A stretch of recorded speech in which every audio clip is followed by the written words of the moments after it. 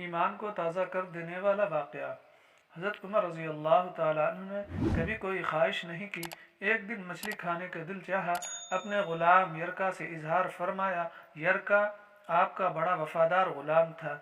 एक दिन आपने फरमाया, यरका आज मछली खाने को दिल करता है, लेकिन मसला यह है 8 मील दूर जाना पड़ेगा दरिया के पास मछली लेने, और 8 मील वापस आना पड़ेगा मछली लेकर। फिर आपने फरमाया, रहने दो, खाते ही नहीं। एक छोटी सी ख्वाहिश के लिए अपने आप को इतनी मशक्क़त में डालना अच्छा नहीं लगता कि 8 मील जाना और 8 मील वापस आना सिर्फ मेरी मछली के लिए। छोड़ो यरका, अगर करीब से मिलती तो और बात थी। गुलाम कहता है, मैं कई सालों से आपका खादिम था, लेकिन कभी आपने कोई ख्वाहिश की ही नहीं थी, पर आज जब ख्वाहिश की है तो मैंने दिल में ख्याल किया कि हज़रत उमर फ़ारूक पहली मरतबा ख्वाहिश की है और मैं पूरी न करूं, ऐसा कैसे हो सकता है। गुलाम कहते हैं, जनाब उमर रज़ी अल्लाह ताला अन्हु ज़ोहर की नमाज पढ़ने गए तो मुझे मालूम था उनके पास कुछ मेहमान आए हुए हैं, असर उनकी वहीं हो जाएगी। गुलाम कहता है कि मैं हज़रत उमर रज़ी अल्लाह ताला अन्हु के पीछे नमाज पढ़ी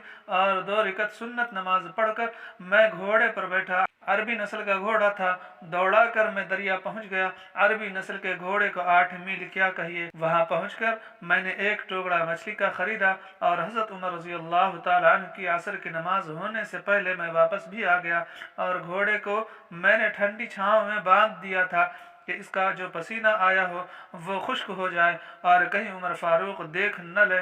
गुलाम कहता है कि घोड़े का पसीना तो खुश्क हो गया, पर पसीने की वजह से गर्द गुब्बार घोड़े पर जम गया था, जो वाज़ेह नज़र आ रहा था कि घोड़ा कहीं सफ़र पे गया था। फिर मैंने सोचा कि हज़रत उमर फ़ारूक रज़ी अल्लाह ताला ने देख न ले। फिर मैं जल्दी से घोड़े को कुएं पर ले गया और उसे जल्दी से गुस्ल कराया और उसे लाकर छाँव में बांध दिया। जब हमारी ख्वाहिशात होती हैं तो क्या हाल होता है, लेकिन ये ख्वाहिश पूरी करके डर रहा है क्योंकि ज़मीर ज़िंदा है। फरमाते हैं, जब असर की नमाज पढ़कर हज़रत उमर फ़ारूक रज़ी अल्लाह ताला अन्हु आए तो मैंने भी नमाज उनके पीछे पढ़ी थी।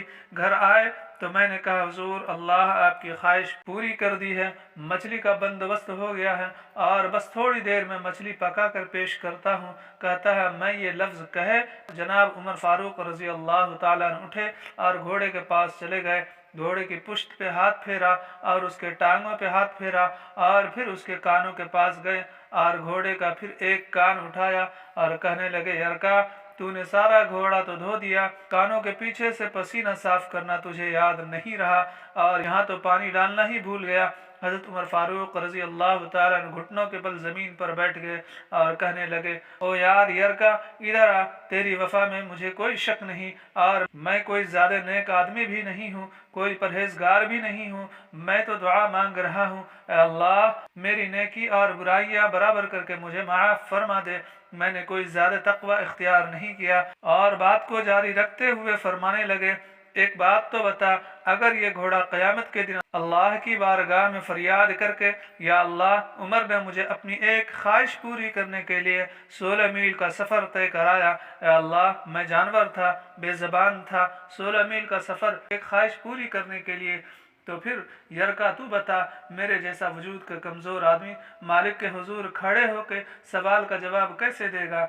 यरका कहता है, मैं अपने बाप के फौत होने पर इतना नहीं रोया था जितना आज रोया। मैं तड़प उठा और हुजूर ये वाली सोच, यहाँ तो लोग अपने गुलाम को नीचा दिखाकर अपना अफसर होना जाहिर करते हैं। गुलाम रोने लगा।